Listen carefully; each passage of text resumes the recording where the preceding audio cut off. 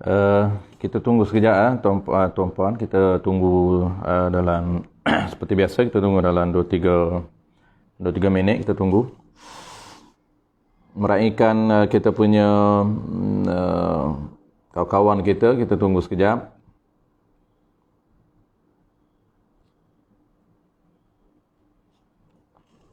Assalamualaikum. Waalaikumsalam warahmatullahi wabarakatuh. Den. Kita tunggu sekejap. Sekejap. Sementara tu boleh tolong share. Kita meraihkan jemaah kita, jemaah khususnya jemaah Sarah. Kita tunggu dalam seperti biasa dalam 20 orang ataupun 2-3 kita mula.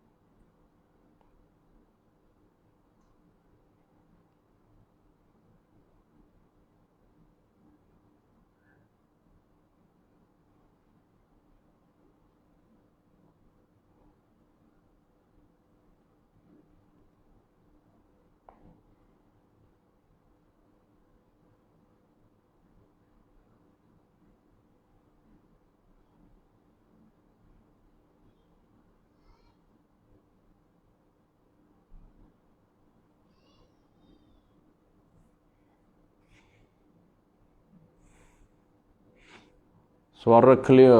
Okey, cantik.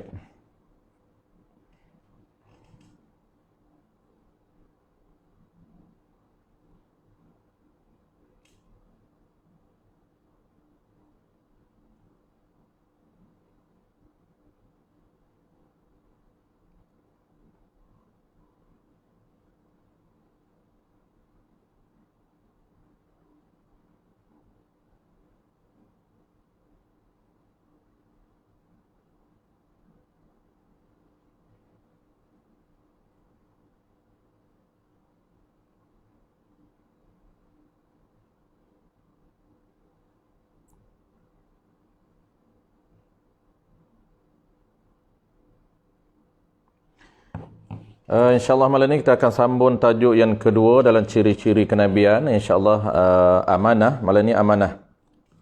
Kita akan bincang ciri kenabian yang kedua iaitu amanah. Ciri yang pertama ataupun sifat Nabi ataupun sifat kenabian yang pertama, sifat Nabi yang pertama kita dah settle dalam kuliah sebelum daripada ni iaitu Siddiq, amanah, tablighun, fatanah.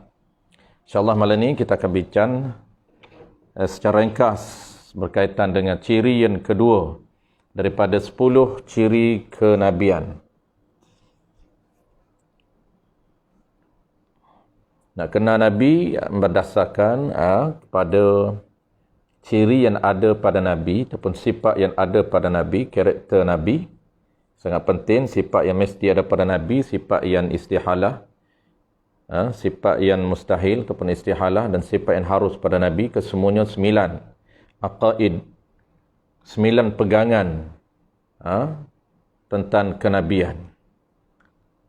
5 ataupun 4 capur 1 jadi 4 kesemuanya aqaid, pegangan berkaitan dengan kenabian mesti lengkap 10 aqaid ataupun 10 simpulan iman berkaitan dengan kenabian dan kerasulan. Itu metodologi yang dirumus oleh Ahlussunnah wal Jamaah berkaitan dengan rukun Islam yang keempat, iaitu sistem kepercayaan kepada Tuhan berpaksikan kepada 6 dasar, 6 rukun ataupun 6 pilar ataupun 6 teras. Maka teras yang keempat yang kita sedang bincang ini berkaitan dengan ciri-ciri kenabian ataupun kerasulan yang mesti ada 9 ciri ataupun 9 sifat yang detail berkaitan dengan Nabi dan Rasul. Nak jadi Nabi, nak dakwa sebagai Nabi dan Rasul, mesti mempunyai 9 ciri kenabian ataupun 9 sifat kenabian. Yang kita bincang malam ni iaitu ciri yang kedua, amanah, dan lawannya ialah khianat. Khianat itu khianat sifat yang tidak ada pada Nabi. Khianat sifat yang tidak ada pada Nabi kita. InsyaAllah malam ini kita akan bincang secara ringkas berkaitan dengan ciri yang kedua yang mesti kita faham makna amanah. Barulah kita pegang dalam hati kita betul-betul, pegang secara jazam, secara kemas, secara mantap, tak goyah, tak goyan, apapun berlaku ataupun apapun isu yang kita bertemu, dakwaan-dakwaan tentang kenabian, kita tidak akan goyah, tidak akan goyan, dan terus mantap iman kita apabila kita tahu apa makna sidik dan apa makna amanah. Ini penting. Kita dah bincang sebelum daripada ni, sidik. Apabila ada isu-isu dakwaan-dakwaan mengatakan Nabi bohong, Nabi pernah berdusta, Nabi Ibrahim AS pernah berdusta, maka kita ada hujah untuk menolak dakwaan tersebut berdasarkan kepada ciri yang ada pada Nabi kita, sifat yang ada pada Nabi kita. Itulah penting tuan-puan, kenapa perlu kita tahu makna setiap sifat yang ada pada Nabi, makna benar, makna amanah, makna tabligh dan makna fatanah. Kenapa? Kerana makna itu merupakan benda ataupun inti ataupun intipati di benda ataupun intipati yang kita nak pegang, yang kita nak faham. Itulah benda itulah, makna itulah yang kita akan pegang dalam hati kita, yang kita akan percaya, benda yang kita percaya yang kita akan pegang dalam hati kita. Sebab itulah penting kenapa kita fokus kepada setiap makna sifat itu. Kita fokus bukan nama sifat, tapi kita fokusnya adalah makna sifat ataupun ciri setiap satu persatu yang ada pada Nabi dan Rasul.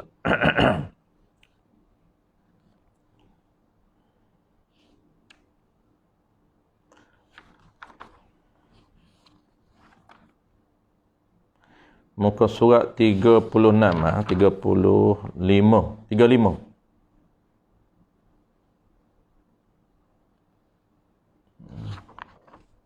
36. Sambung muka surat 36, ciri yang kedua ataupun sifat yang kedua.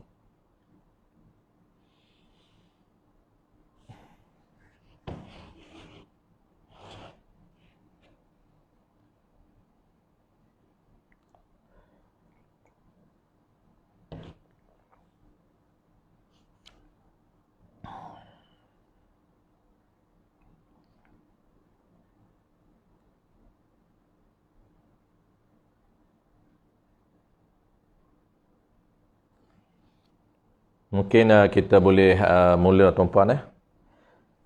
Kita tanya Tok Ngulu dulu. Ustaz Roy kita ada. Mungkin kita dah boleh on. Kita boleh mula. Kita tunggu signal daripada tuan-puan. Kalau dah ready untuk kita mula, tuan-puan boleh type nombor 1 untuk tanda kita tahu bahawa tuan-puan dah ready untuk kita mula.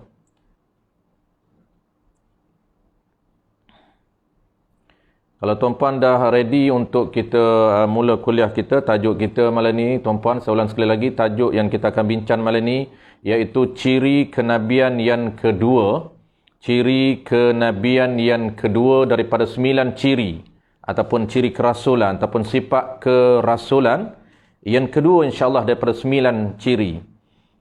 Dia ada 9 tu kita campurkan semua, 4 yang wajib, 4 yang mustahil, dan 1 yang harus. Baik, dah ramai yang respon nombor 1 sebagai tanda tuan-puan dah ready untuk kita mula. Baik, kita akan mula tuan-puan. Bismillahirrahmanirrahim. Alhamdulillahirrabbilalamin. Wassalatu wassalamu ala ashrafil anbiya'i wal mursalin wa ala alihi wa ashabihi ajma'in. Alhamdulillahilladzi arsala rasulahu bil huda wa dinil haqq liyudhhirahu 'ala ad-din kullihi walau karihal kafirun. Asyhadu an la ilaha illallah wahdahu la syarika lah wa asyhadu anna Muhammadan 'abduhu wa rasuluh.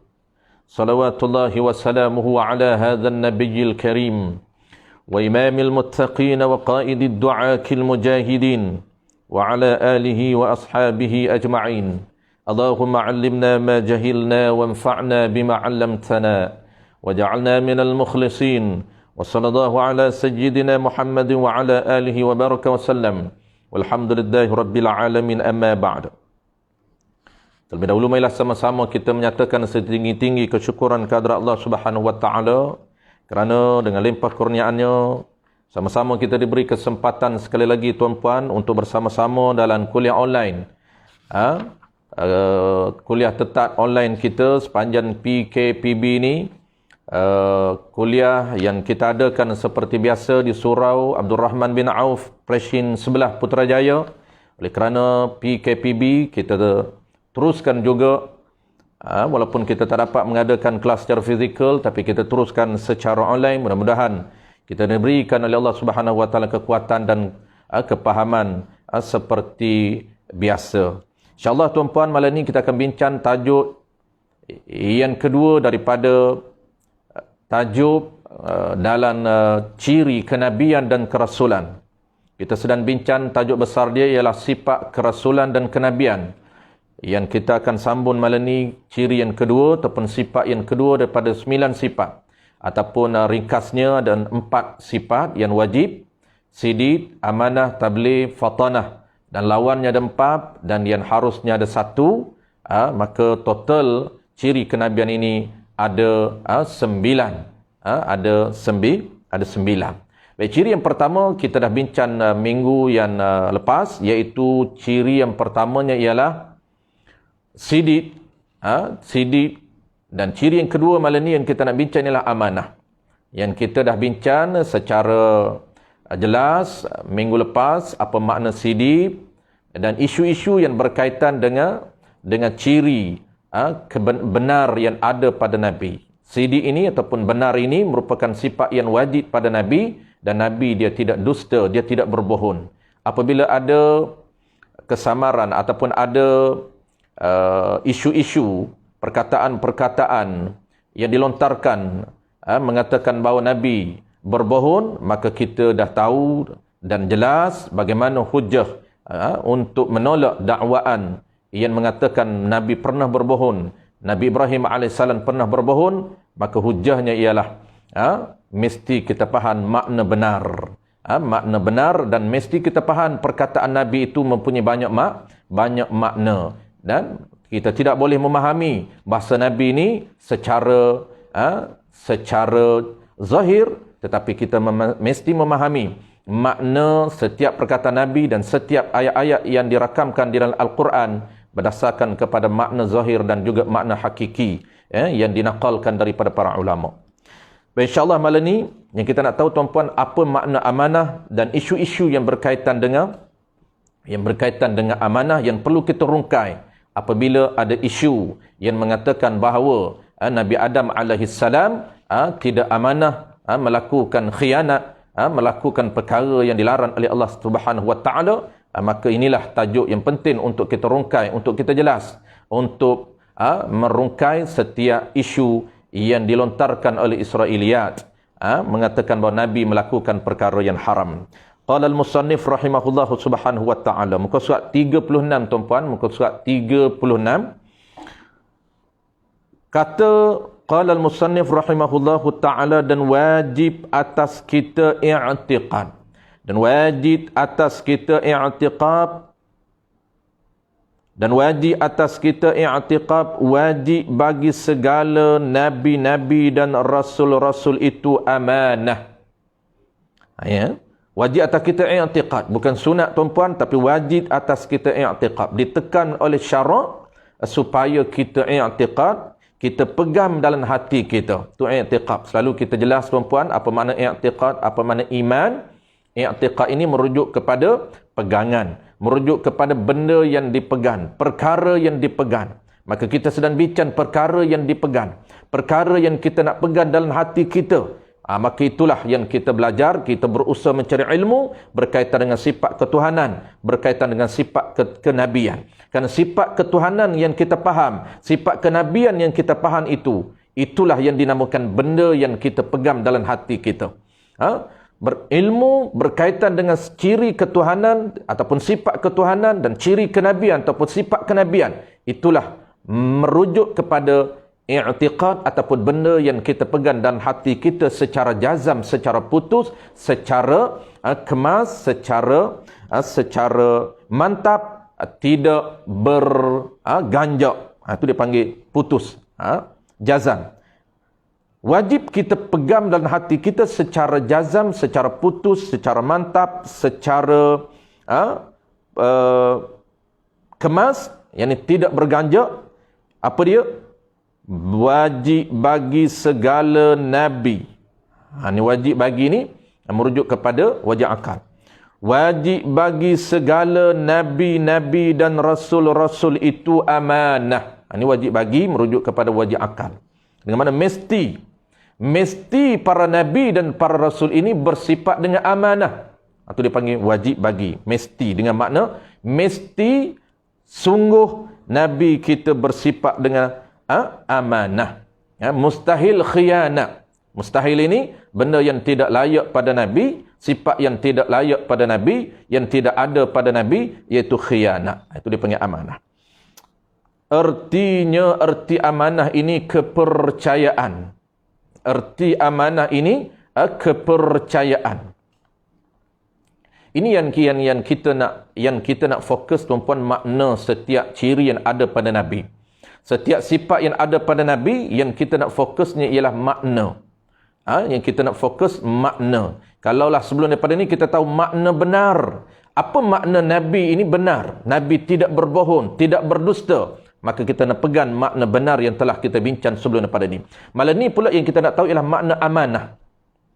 Amanah ini, tuan-puan, secara lughah, secara bahasanya ialah amanah orang yang boleh dipercayai. Itu secara literalnya. Orang yang boleh dipercayai, itu mana amanah. Nah, bahasa kampung kita panggil orang yang boleh diharap. Ni orang boleh harap ni. Bukan khianat. Ada orang yang tak boleh harap. Orang yang khianat. Orang yang kita tak boleh percaya pada dia. Itu dipanggil orang yang tak boleh diharap, orang yang tak boleh dipercayai. Itu bahasa ringkas dia. Yang dibahas dalam kitab ini secara detail makna amanah pada istilah. Tetapi pada bahasanya ataupun pada ringkasnya, kita faham yang kata amanah itu ialah orang yang boleh dipercayai. Apa makna orang yang boleh dipercayai? Iaitu orang yang melaksanakan segala perintah Allah Ta'ala dan meninggalkan segala larangan Allah Ta'ala. Itu makna orang yang boleh dipercayai. Yang kita boleh percaya kepada dia ini, yang kata dia tak khianat ini, dia melaksanakan segala perintah Allah Ta'ala. Sama ada perintah dalam bentuk wajib ataupun perintah dalam bentuk sunat, dan dia meninggalkan segala larangan Allah Ta'ala, sama ada larangan dalam bentuk haram ataupun larangan dalam bentuk makruh. Itu secara ringkas. Maka yang detailnya dijelaskan oleh Tuan Guru kita. Maknanya makna kepercayaan. Yang kata makna yang boleh dipercayai ini apa dia? Kita dah tahu secara ringkas. Secara ringkas yang kita nak pegang, tuan-puan, apabila kita sebut Nabi bersifat amanah, dalam minda kita spontan, kita tergambar merujuk kepada orang yang boleh dipercayai. Apa dia yang kata orang yang boleh dipercayai? Iaitu orang yang melaksanakan segala perintah Allah Ta'ala dan meninggalkan segala larangan Allah Subhanahu Wa Ta'ala. Itu ringkas dia. Pendetilannya, makna kepercayaan Allah pelihara mereka itu. Segala para Nabi dan Rasul dijaga oleh Allah Subhanahu Wa Ta'ala. Ini kata kunci yang perlu kita ingat. Yang perlu kita ingat untuk menolak dakwaan-dakwaan yang palsu. Dakwaan-dakwaan yang clash, yang bertentangan dengan amanah. Yang mengatakan Nabi melakukan perkara yang haram. Yang Nabi melakukan perkara yang makruh walaupun sekali. Kita akan bincang kesemuanya itu, tuan-puan. Maknanya Allah memelihara mereka itu para nabi dan rasul. Pelihara itu daripada, ini bayan. Bayan kepada pelihara. Pelihara itu daripada buat, yakni melakukan apa-apa yang ia tegah apa-apa. Ia Allah. Pelihara itu Allah Ta'ala jaga daripada apa? Daripada perkara berbuat. Daripada melakukan apa saja perkara yang ditegah oleh Allah Ta'ala. Allah jaga. Allah Ta'ala jaga para nabi dan rasul daripada segala perkara. Itu makna apa-apa. Segala perkara yang ia Allah Ta'ala tegah segala perkara. Maknanya apa tuan-puan? Maknanya Allah jaga, Allah pelihara segala nabi dan rasul daripada melakukan perkara yang dilarang oleh Allah Ta'ala, perkara yang ditegah oleh Allah Subhanahu wa Ta'ala. Tegah itu sama ada tegahan yang berbentuk haram dan tegahan yang berbentuk makruh. Sama ada yang sudah ditegah. Ini hukum. Sama ada larangan itu yang sudah ditegahnya, tegah perkara, apa-apa perkara itu, ataupun yang lagi akan ditegah. Sama ada Allah Ta'ala telah menurunkan perintah larangan, ataupun yang lagi akan datang tegah. Ataupun perintah yang akan diturunkan oleh Allah Ta'ala, perintah itu larangan. Sekarang ini tak turun lagi perintah itu. Sama juga termasuk di dalam larangan Allah Ta'ala. Sama ada larangan yang telah ditegah, telah dilarang oleh Allah Ta'ala, ataupun yang lagi akan dilarang oleh Allah Subhanahu wa Ta'ala. Sama ada ketika sudah balik. Ini semua ta'mim ini nak menjawab isu-isu tomoh-tomohan yang mengatakan Nabi melakukan perkara yang dilarang itu sebelum dia balik. Masa dia zaman kanak-kanak, Nabi sallallahu alaihi wasallam ini dia melakukan perkara yang dilarang oleh Allah Ta'ala. Tidak. Ini ta'mim nak menjaga sifat amanah ini. Yang dimaksudkan dengan amanah ini, Allah jaga Nabi daripada melakukan perkara haram ini bukan selepas balik, tetapi mula daripada sebelum balik. Bahkan kata para ulama, semasa Nabi berada di dalam perut ibu, Allah Ta'ala jaga. Bukan semasa Nabi berada dalam perut ibu, bahkan zuriat Nabi, keturunan Nabi Allah Ta'ala jaga. Ini nak bakal lahir Nabi kita, Allah Subhanahu wa Ta'ala jaga keturunan Nabi kita. Allah tak pilih daripada keturunan biasa, tapi Allah Ta'ala pilih daripada keturunan yang hebat, keturunan yang mulia, keturunan orang yang saleh, orang yang baik, bermula daripada ibu dan daripada belah bapa. Ini keturunan yang dijaga oleh Allah Subhanahu wa Ta'ala. Bukan saja Nabi masa dalam kandungan, bukan saja Nabi masa dia kecil, tetapi keturunan sama ada belah bapa dia, sama ada belah ibu Nabi kita dijaga oleh Allah Subhanahu wa Ta'ala. Ataupun belum baliknya para Nabi dan para Rasul, Allah jaga berlepas balik, dan Allah Subhanahu wa Ta'ala jaga semasa belum balik. Sama ada sudah jadi Rasul, Allah jaga juga. Sama ada sudah jadi Rasul ketika mana dilantik, ditabalkan menjadi Rasul. Contohnya Nabi kita ditabalkan ketika mana usia Nabi kita umur 40 tahun. Baru Nabi kita ditabalkan menjadi Rasul. Sebelum daripada umur 40 tahun, Nabi kita tidak ditabal menjadi Rasul. Tidak diberikan tugas kerasulan dan kenabian. Walaupun begitu, Nabi kita tetap dijaga oleh Allah Ta'ala. Akhlaknya, perangainya, tidak melakukan perkara yang dilarang oleh Allah Ta'ala. Ataupun belum menjadi Nabi dan Rasul. Sama ada telah jadi Rasul ataupun belum menjadi Nabi dan Rasul. Sama ada tegah itu, ini ta'mim. Semua nak menyatakan ta'mim untuk menjawab dakwaan apa saja orang dakwa. Ada orang mendakwa, dia kata Nabi melakukan perkara haram sebelum ditabalkan menjadi Rasul dan menjadi Nabi. Nabi Adam AS melakukan perkara haram ketika mana beliau belum ditabalkan menjadi Rasul. Beliau belum ditabalkan menjadi Nabi. Maka hujah ini ditolak ataupun tertolak dengan makna amanah yang dijelaskan oleh ulama. sama ada tegah itu haram ataupun tegah itu makruh. Larangan itu larangan makruh ataupun larangan itu larangan haram. Kita biasa sebut tuan-puan, selalu kita sebut dalam mendetailkan makna khitabullah ta'ala al-muta'alliqu bi'af'alil mukallifin. Kita biasa berikan makna di dalam kuliah Sulamus Sibyan, apa makna hukum syarak, maka kita dah jelas biasa hukum syarak dan pembahagian hukum syarak. Makna hukum syarak, makna pembahagian makna hukum syarak, dan kita tahu pembahagian hukum syarak, dan kita tahu juga setiap satu hukum syarak. Wajib makna dia, sunat makna dia, haram makna dia, makruh makna dia, harus makna dia. Dan secara umumnya hukum syarak kita tahu. Maka ini pecahan ataupun pendetailan di dalam hukum syarak. Larangan itu tuan-puan termasuk di dalam hukum syarak yang digubal oleh Allah Subhanahu wa taala. Dan hukum syarak ini dia panggil apa? Dia panggil perintah, arahan ataupun perintah Allah Subhanahu wa taala yang diturunkan ke atas mukallaf. Yang diturunkan ke atas mukallaf, yang terdiri daripada perintah tersebut, yang terdiri daripada suruhan dan larangan. Itu hukum syarak dia terbahagi kepada, umumnya terbahagi kepada dua: perintah yang berbentuk suruhan, perintah yang berbentuk larangan. Suruhan itu ada dua bentuk: suruhan yang wajib, suruhan yang bentuk sunat, dan larangan itu ada dua: larangan yang berbentuk haram mu'tamad dan larangan yang berbentuk makruh yang tidak mu'tamad.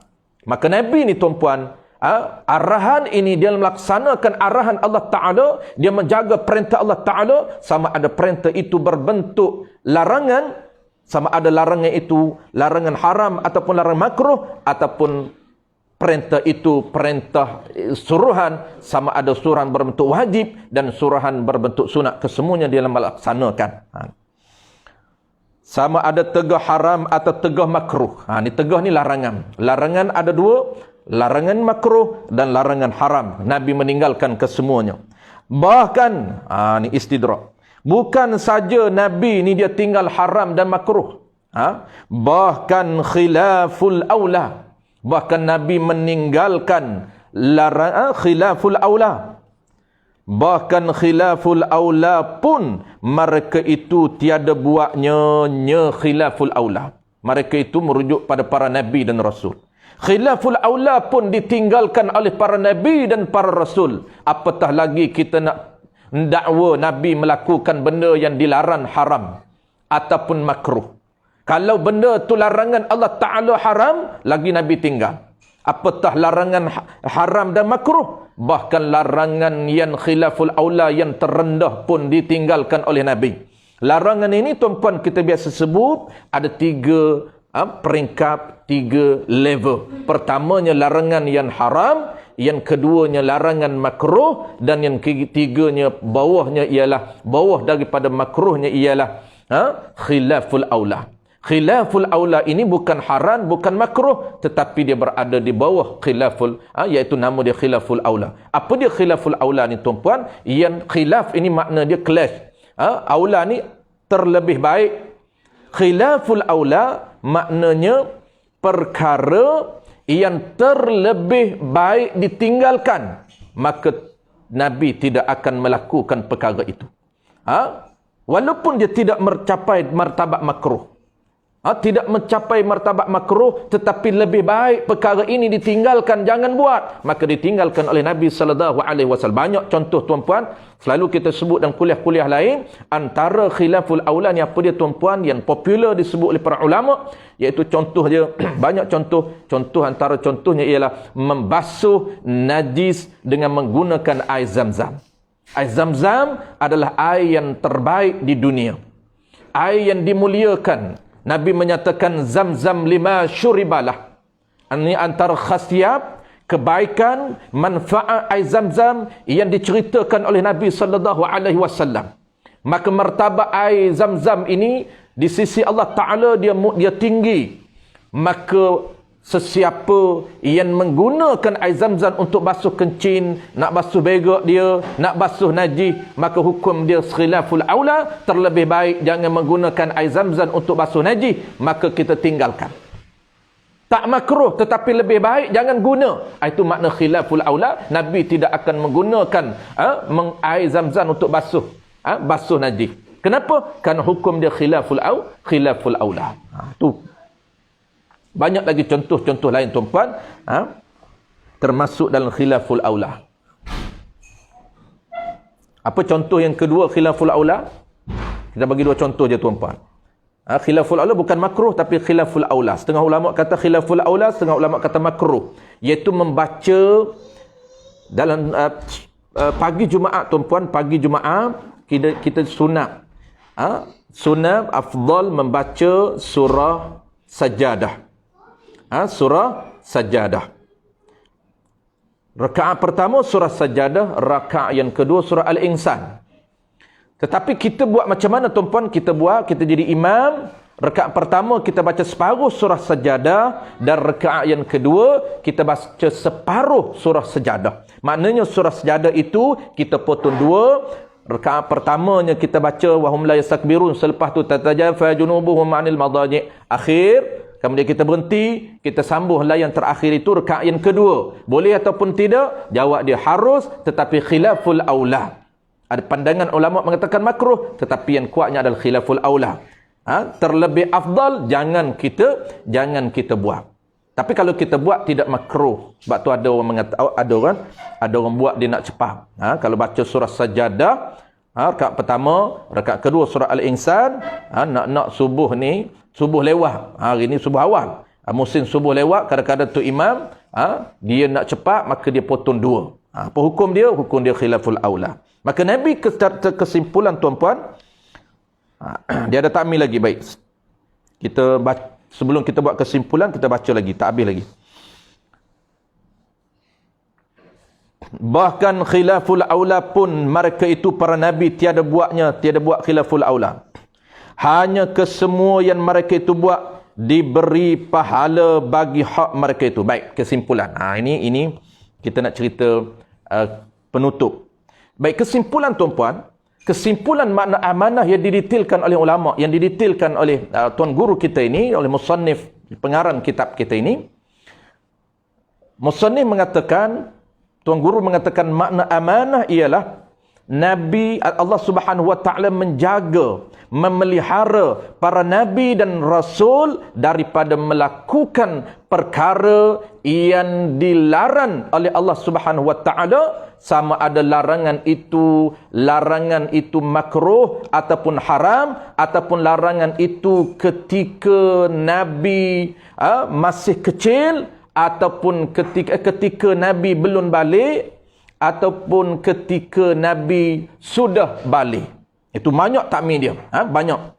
Ataupun ketika Nabi belum dilantik menjadi Rasul, ataupun setelah Nabi dilantik menjadi Rasul. Kesemuanya dijaga oleh Allah Subhanahu wa taala daripada Nabi melakukan perkara yang dicegah oleh Allah Subhanahu wa taala. Penutup dia, hanya kesemua yang mereka itu, yang sifat bagi Nabi. Hanya kesemua yang mereka itu. Hanya kesemua yang bersifat bagi Nabi pula. Ia ni perkara. Hanya kesemua yang perbuatan yang mereka itu buat. Yang tu dipanggil sifat bagi sesuatu yang mahzuf. Apa dia mahzuf? Kena pada perbuatan. Kena kepada perkara. Perkara ataupun perbuatan yang mereka itu, yakni Nabi dan Rasul, buatnya perkara. Apa saja perkara, perbuatan yang dilakukan oleh Nabi dan Rasul, diberi pahala bagi hak mereka itu.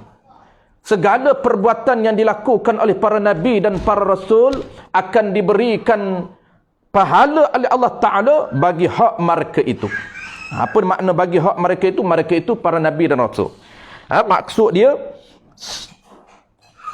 Allah Ta'ala akan ganjarkan pahala kepada Nabi dan Rasul apa saja, di atas apa saja perbuatan mereka. Semua perbuatan Nabi ini akan diberi, diganjarkan pahala oleh Allah Subhanahu Wa Taala dalam semua sudut. Seperti tuan-puan, seperti Nabi kencing sambil berdiri. Ini perlu kena faham. Kita kata hak Nabi-Nabi. Apa saja perbuatan Nabi ini akan diberi ganjaran pahala oleh Allah Ta'ala sebagai hak para Nabi dan Rasul, kerana mereka ini amanah. Walaupun zahir kita tengok, itu menyalahi, tetapi hakikatnya tidak menyalahi. Contoh tuan-puan, contoh dia, Nabi ini pernah kencing sambil berdiri. Dalam setengah riwayat menyatakan sekali, dalam setengah riwayat menyatakan 2 kali. Ada riwayat menyatakan sekali Nabi pernah kencing sambil berdiri, dan ada satu riwayat lagi menyatakan 2. Kenapa Nabi kencing sambil berdiri? Ada beberapa ilah, beberapa sebab. Tetapi sebab yang kuatnya ialah Nabi nak tunjuk bahawa hukum kencing sambil berdiri ini adalah makruh, bukan haram. Kadang-kadang perbuatan Nabi ini nak menunjukkan hukum.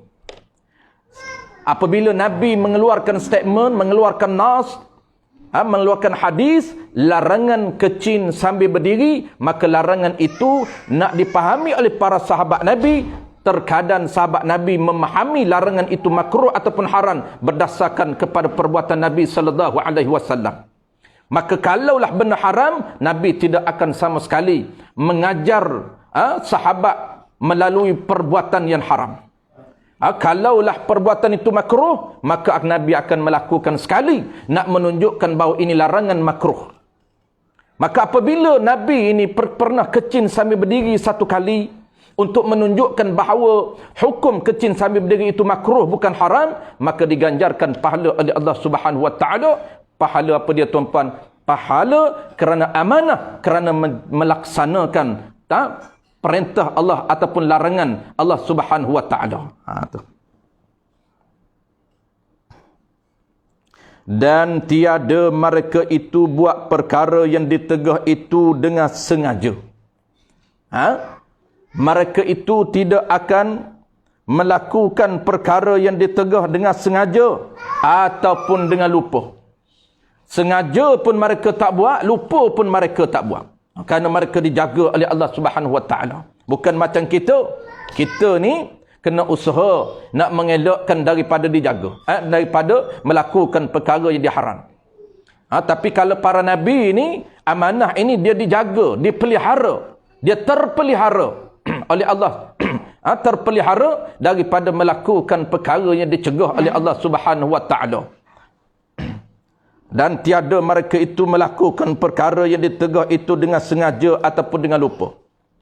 Adapun jika dikata oleh orang, ada nas Quran, ada nas daripada Quran, Nabi Allah Adam alaihi salam buat melakukan yang Tuhan tegahnya, perkara yang Tuhan tegahnya, tegah perkara itu dengan lupa.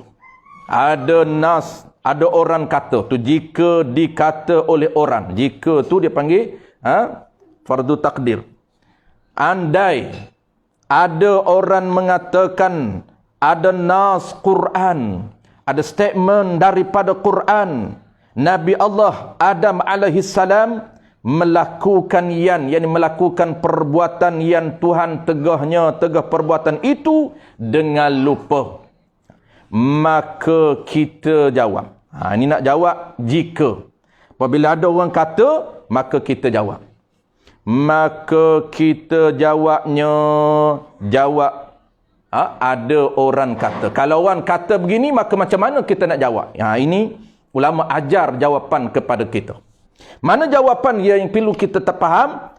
Jawabnya adalah Nabi Allah Adam alaihissalam itu buat, yakni makan buah khuldi dengan lupa itu bukan perkara yang Tuhan tegah.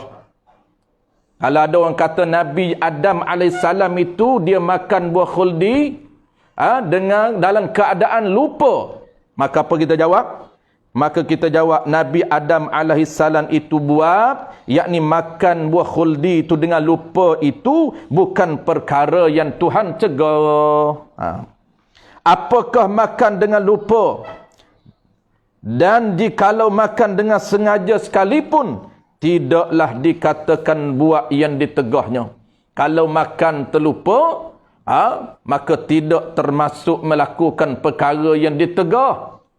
Kerana perkara itu, makan buah di syurga itu bukan ditegahnya pada hakikat. Bukan ditegah pada hakikat. Ini dia nak cerita pada hakikatnya larangan yang Allah Ta'ala kata la taqraba hadhihi syajarah. Yang Allah Ta'ala sebut dalam surah Baqarah. Boleh tengok dalam surah Baqarah. Yang Allah sebut wala taqraba hadhihi syajarah. Ni. Kerana perkara itu makan buah di dalam syurga itu bukan ditegah pada hakikat. Ini kena faham nas Quran. Kena faham ayat-ayat Quran, kalam-kalam Allah Ta'ala dan Quran itu bukan boleh dipahami secara zahir saja. Sebab itu kita tak mampu untuk memahami Quran secara zahir. Apatah lagi nak memahami Quran secara terjemahan sahaja. Macam orang hari ini yang teraba-raba di dalam gelak untuk memahami agama. Dia tak tahu bagaimana nak faham agama, tak tahu formula, dia tak tahu metodologi, dia tak tahu pendekatan nak faham agama ini macam mana. Yang dia tahunya ialah penapahan agama melalui bacaan Quranul Karim. Nak faham agama, hanyalah kita kena baca Quran dan faham Quran sendiri. Ini bahaya. Faham pun secara terjemahan lain. Terjemahan lain, makna lain. Dan makna pula ada makna zahir dan ada makna hakiki. Banyak makna ni tuan-puan. Banyak makna. Maka perkara yang Nabi Adam makan buah itu bukan ditegah pada hakikat. Hanya ditegah pada zahir saja. Ayat zahirnya nampak larangan. Kerana la itu yang kita faham secara zahir, larangan. Sedangkan larangan la itu ada banyak makna pada hakikat. Ini yang kita kena faham. Adapun firmanullah subhanahu wa ta'ala, la taqraba hadhihi syajarah. Artinya janganlah hampir keduanya kamu. Nabi Adam alaihissalam dan Hawa. Yakni jangan hampir di sini makna apa? Makna janganlah kamu berdua makan. Janganlah makan kedua-dua kamu. Janganlah kamu berdua makan buah yang ada dalam syurga. Janganlah kamu berdua makan akan ini buah kayu. Yang kata buah khuldi itu tuan-puan. Ayat dia wala taqraba hadhihi syajarah. Janganlah kamu berdua ini, yakni Nabi Adam alaihissalam dan isterinya, jangan kamu makan buah ini, kata Allah Ta'ala. Maka ayat ini wajib takwil apabila bertemu dengan ayat yang kesamaran, kerana bercanggah dengan amanah. Allah Ta'ala sebut larangan, tiba-tiba Nabi buat, maka bercanggah dengan sifat yang ada pada Nabi amanah. Sedangkan amanah ini Allah memelihara Nabi daripada melakukan perkara yang dicegah oleh Allah Ta'ala. Tiba-tiba ayat ini cegah, tetapi Nabi buat, mesti kita takwil ayat ini. Ayat ini dia kesamaran dengan apa tuan-puan? Dengan sifat yang ada pada Nabi, sifat amanah.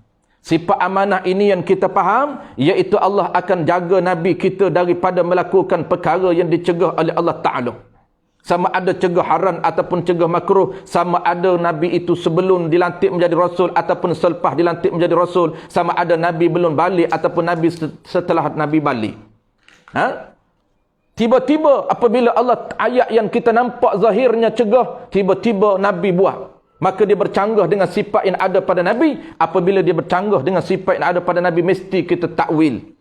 Para ulama yang takwil bukan kita.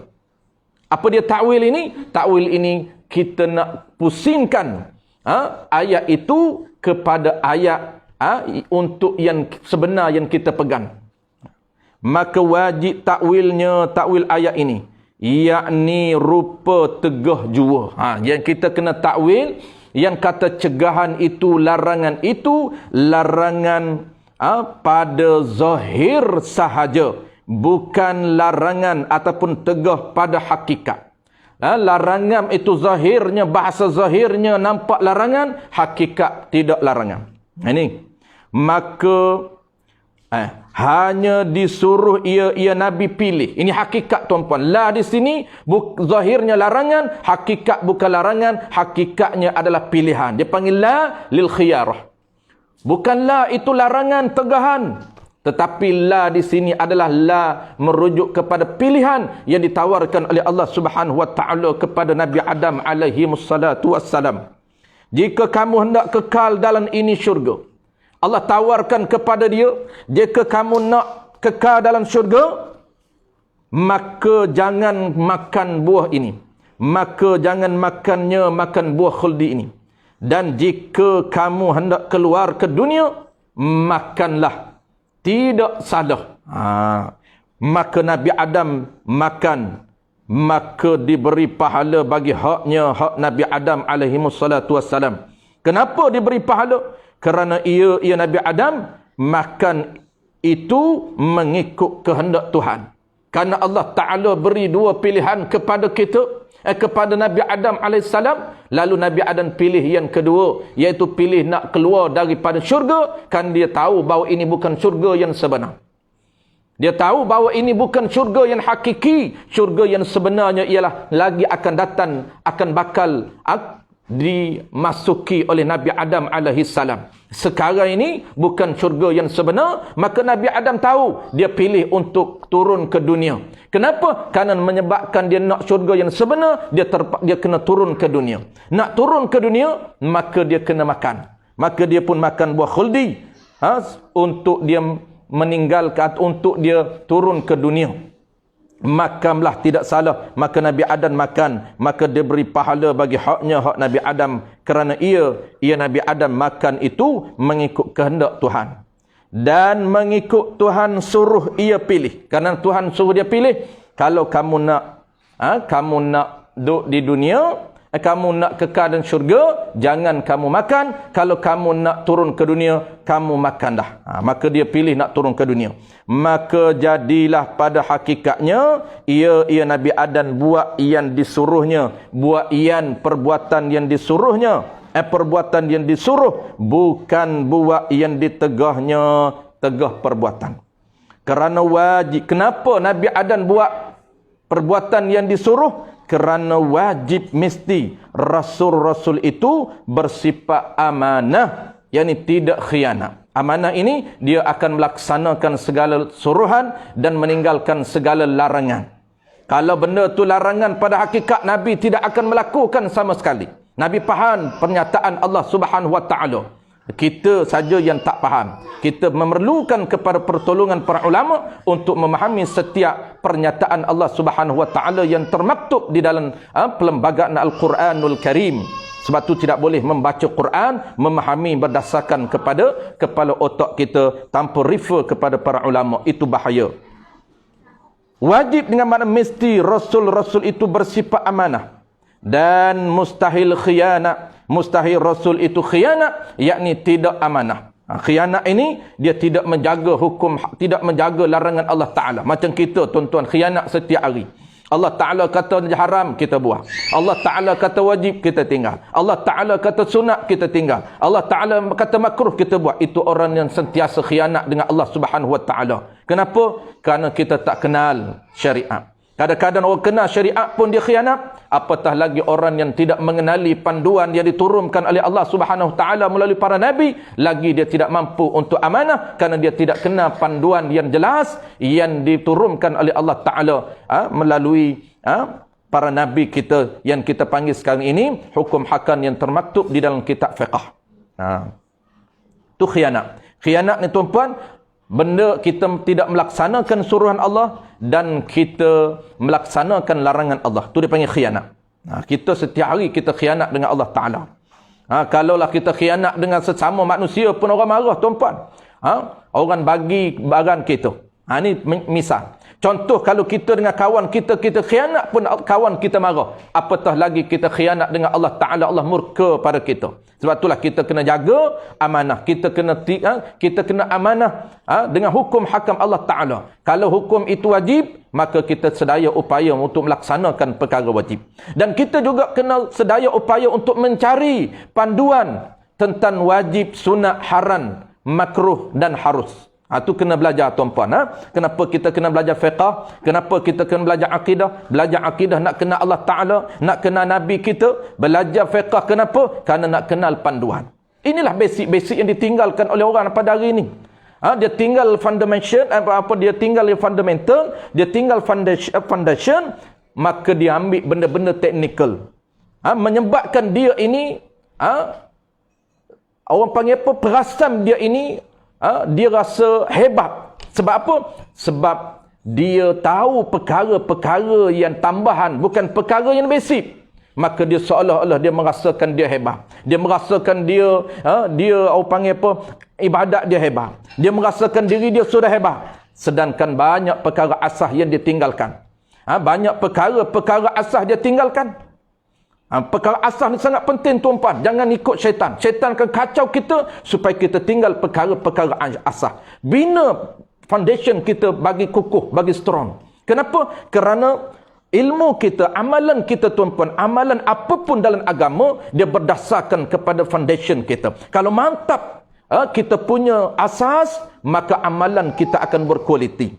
Sebab itulah syaitan akan kacau kita, dia tak nak benar. Syaitan tak kacau kita, dia akan jadi tak minat, akan jadi segan, akan jadi malas, akan mengemukakan 1001 alasan untuk meninggalkan ilmu akidah, untuk meninggalkan ilmu fiqh, untuk meninggalkan ilmu tasawuf. Karena syaitan tahu 3 ilmu ini adalah sendi utama kepada apa dia, tuan-tuan? Kepada agama kita. Agama terbentuk berdasarkan 3 sendi ini. Orang panggil sendi agama. Tuan-puan biasa dengar, sendi agama ini merujuk kepada 3 bidang ilmu utama yang menjadi foundation, asas kepada amalan beragama kita, iaitu akidah, fiqh dan tasawuf. Kalau kita tinggalkan, tuan-puan, fiqh, apa terjadi kepada amalan kita? Kita akan buat amalan mengikut selera kita. Kita akan buat amalan mengikut agak-agak kita. Kita akan buat amalan berdasarkan rasa-rasa kita. Kita rasa nak rokok lagu ni, kita rokok. Kadang-kadang tiru orang, kadang-kadang ikut rasa, ikut sedap saja. Kita tak tahu panduan asas. Ini bahaya. Kita tak tahu perkara yang wajib, kita tak tahu perkara yang sunat, kita tak tahu senarai perkara yang haram, kita tak tahu senarai perkara yang makruh, menyebabkan kita akan melanggar segala titah perintah Allah Subhanahu wa Ta'ala. Itu menyebabkan kita menjadi orang yang khianat dengan arahan Allah Ta'ala, dengan larangan Allah Subhanahu wa Ta'ala. Sebab itulah nak mengelakkan daripada kita tidak termasuk orang khianat dengan Allah Ta'ala, maka kita belajarlah, tuan-puan, Berikan masa untuk belajar benda-benda asal ini, terutamanya ilmu akidah dan ilmu fiqh dan tasawuf, tuan-puan. 3 ilmu ini cubalah sebelum kita mati, bulatkan tekad, tuan-puan, dalam hati kita, iltizam dalam hati kita. Sebelum aku meninggal, sebelum aku menghembuskan nafas yang terakhir, aku pastikan bahawa 3 sendi agama ini aku cuba akan pertahankan. Baik, last kali, tuan-puan, kita nak tutup dah, nak berhenti dah.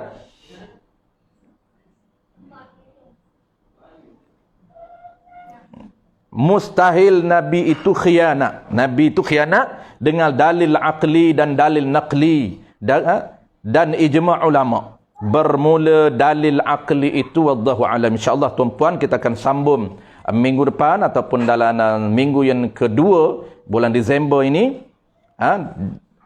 Tajuk ataupun tajuk baru, iaitu bermula dalil aqli. Mana dalil yang kata Nabi mesti bersifat dengan sifat amanah, Nabi tak boleh bersifat dengan khianat. Mana dalil dia? Ini dalil dia, dalil naqli dan dalil aqli. Dalil naqal yang diambil, yang diadaptasi daripada Quran dan hadis, dan dalil akal, dalil yang kita analisis dengan akal kita sehingga kita faham. InsyaAllah kita akan bincang dalam the next kuliah Disember nanti. Dalam mungkin Disember ni kalau dah open, tuan-puan, PKPB berakhir na Disember, InsyaAllah kita akan berkuliah secara fizikal di surau Abdul Rahman bin Auf ataupun Sarah, Preshin 11. Sebelum kita tutup tuan-puan, kita tengok siapa tu, di Cik Said Zulfadli tanya apa? Kalau kita cakap jika Nabi Adam AS tidak buat pilihan turun ke dunia, tiadalah kita semua ni. Salah ke Ustaz? Sebab dah maklum Allah dah rancang segala-galanya. Betul. Itu perancangan Allah Subhanahu Wa Taala. Boleh tak kita kata, kalau Allah tak Nabi Adam tak turun, maka tiadalah kita. Itu dari segi akal kita. Ini arahan Allah Ta'ala. Allah Ta'ala buat siap. Maknanya, orang panggil apa tuan-puan? Pelak jalan cerita yang Allah Ta'ala susun atur ini, apa saja Nabi buat itu, Nabi bukan kita, Nabi buat itu mengikut arahan Allah Subhanahu Wa Ta'ala. Allah dah arah. Kenapa Nabi pilih ke dunia? Ada hikmah dan rahsia. Nabi Adam dia tahu ini bukan syurga yang sebenar. Kalau nak syurga yang sebenar, kena turun ke dunia. Kerana dunia itu perantara untuk sampai kepada syurga yang sebenar. Kesimpulan tuan-puan, insyaAllah akan datang kita akan ulang sekali lagi. Kesimpulannya, la taqraba fi hazi syajarah. Kita faham itu kata kunci yang kita kena ingat tuan-puan. Pertamanya ialah larangan di situ, larangan pada zahir, bukan larangan pada hakikat. Ada dua kata kunci yang kita kena ingat pada ayat ini. Kesimpulan malam ni kita belajar. Kita dah tahu makna amanah tuan-puan. Apa dia amanah kita tahu. Dan kita nak relate amanah dengan isu Nabi Adam AS makan buah khuldi di syurga sehingga dikeluarkan oleh Allah Subhanahu Wa Taala. Maka memahami ayat ini, statement ini, pernyataan Allah Subhanahu Wa Taala, la taqraba hadhihi syajarah fatakunanna minadh zalimin. Maka yang pertamanya ialah ada dua benda. Pertamanya, larangan di sini merujuk kepada larangan zahir, pada zahirnya larangan, bukan larangan pada hakikat. Dan yang keduanya tuan-puan, pada hakikatnya, yang kedua hakikatnya yang kita kena pegang, hakikatnya ialah la di sini bukan larangan tetapi pilihan. Merujuk kepada la di sini ialah merujuk kepada la lil khiyarah, iaitu la untuk memberi pilihan kepada Nabi. Sama ada Nabi nak duduk dalam syurga ataupun Nabi nak ke dunia. Begini soalah, ada di depan ini dia bagi contoh. Contoh apa dia? Kata Tuan Guru Cik, contoh dia sepertilah kita pergi, kita nak kahwin. Ini Tuan Guru bagi contoh. Kita nak kahwin, lalu kita nak pergi minta anak dara daripada wali dia. Kita pergi ke rumah dia nak merisik dan nak meminang. Kita pergi nak meminang anak dara ini, nak kahwin ini. Lalu apa kata wali, apa kata bapak dia? Dia kata, saya ada 2 orang anak dara. Kembar lah, contoh kembar. 2 orang kembar. Apa kata bapak dia?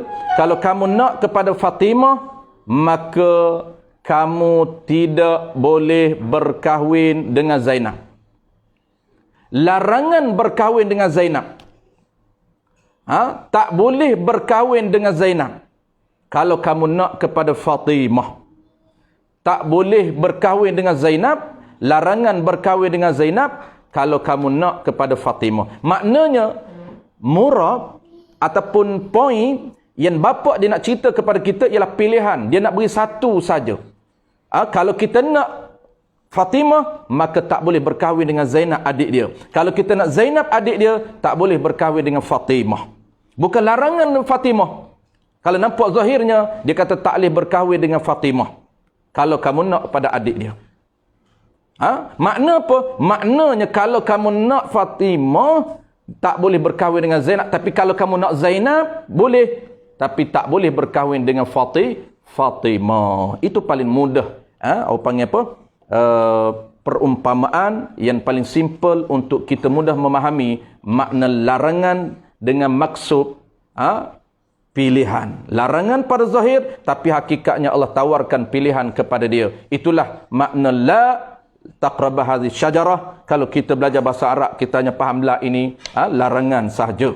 Sebab tu kita kena takwil berdasarkan kepada ilmu, akidah kena matching dengan ilmu akidah. Sebab tu bahaya tuan-puan kalau kita skip ilmu akidah. Kita akan belajar terus tafsir hadis tanpa ilmu asas yang kukuh, menyebabkan kita akan menerima, tidak ada filter, kita terima semua cerita-cerita walaupun bercanggah dengan ciri kenabian. Kenapa? Kerana kita tak boleh memahami secara hakikat. Kenapa? Kerana kita tidak memahami makna ciri yang ada pada Nabi. Tidak ada ilmu untuk filter setiap cerita-cerita dan kisah-kisah yang ada pada Nabi. Ada kadang-kadang kisah itu merujuk kepada zahirnya, tetapi hakikatnya mesti kita belajar apa yang ditakwil oleh para ulama kita. Itu penting kepada ilmu untuk filter segala kisah-kisah, cerita-cerita. Terkadang ada kisah-kisah Israiliyat, tambahan-tambahan yang perlu kita saringkan, yang perlu kita saringkan dengan apa tuan-tuan? Dengan filter ilmu akidah. Itu sangat penting. Terima kasih tuan-puan kepada tuan-puan yang join kita pada malam ini. Mudah-mudahan kita diberikan manfaat ilmu untuk kita. Mudah-mudahan ilmu itu akan menjadi panduan kepada kita tuan-puan, bukan saja di dunia, tetapi saat kita mati, saat kita bersakaratul maut, saat kita nak menghembuskan nafas yang terakhir, kita juga memerlukan ilmu akidah. Selalu saya sebut ilmu akidah sangat penting. Dia memerlukan kita memerlukan ilmu akidah bukan saja kita semasa kita hidup, bahkan saat kita mati, saat kita berdepan dengan sakarat. Sakarat, mana sakar ni tuan-tuan? Mabuk. Kita dah tak realize. Kenapa? Sakitnya ketika mana berpisahnya nyawa dengan badan kita. Saat nak berpisah nyawa dengan badan, sakit yang amat sangat, tidak mampu kita nak cerita, maka itulah dipanggil kita sedang mabuk dengan sakar, dengan maut, dengan mati, sehingga kita ini menjadi lemah. Dan ketika itulah kita perlu ilmu akidah untuk mempertahankan akidah kita dikala syaitan datang untuk menyesak dan menggelicirkan akidah kita. Maka itulah saat yang terakhir kita mesti memerlukan ilmu akidah untuk apa tuan-puan? Untuk pertahankan akidah kita daripada disesatkan oleh syaitan, disesatkan oleh iblis. Kerana dia berjanji dengan Allah Subhanahu Wa Taala, dia akan cuba sedaya upaya untuk menyesatkan anak Adam, sehinggalah saat-saat yang terakhir sebelum kita menembuskan nafas yang terakhir, ketika itu juga dia akan cuba untuk memesunkan akidah kita supaya kita gelicir bersama-sama dengan mereka ke neraka wal iazubillah. Saya tak sempat tengok tuan-puan, mungkin dah tak ada soalan. Saya rasa dah tak ada soalan. Saya akan scroll sekejap tuan-puan, mungkin ada yang kita nak cepat tu. Kita dah cukup, saya ambil masa sejam saja, kita dah cukup masa. Al-Fadhil Ustaz Fifi, Assalamualaikum Waalaikumsalam warahmatullahi wabarakatuh. Ustaz Roy kita, terima kasih Ustaz, sama-sama. Baik, okey, soalan kita dah tak ada. Baik, terima kasih sekali lagi tuan-puan. InsyaAllah kita bertemu di lain masa, lain ketika. Mudah-mudahan kita akan bertemu sekali lagi, akan datang dalam kelas fizikal. Kita sama-sama doakan mudah-mudahan kita berakhir pada 6 Disember ini, berakhir PKPB Selangor. Dan negeri-negeri lain dah banyak tuan-puan berakhir. Kita saja di Selangor, walaupun kes masih meningkat. Kita tengok kes makin meningkat tuan-puan, tetapi kes sembuh juga makin meningkat. Kita sama-sama doakan mudah-mudahan Allah Subhanahu Wa Taala angkat wabak ini secepat mungkin dan berikan keberkatan kepada kita, keluarga kita dan seluruh masyarakat kita dan negara kita. Bismillahirrahmanirrahim. Alhamdulillahirabbil alamin. Wassalatu wassalamu ala asyrafil anbiya'i wal mursalin wa ala alihi wa ashabihi ajma'in. Allahumma faqihna fid din wa 'allimna ta'wil wa ja'alna minal ulama'ul 'amilin wa ja'alna minal mukhlisin. Wa sallallahu ala sayyidina Muhammadin wa ala alihi wa baraka wa sallam walhamdulillahi rabbil alamin.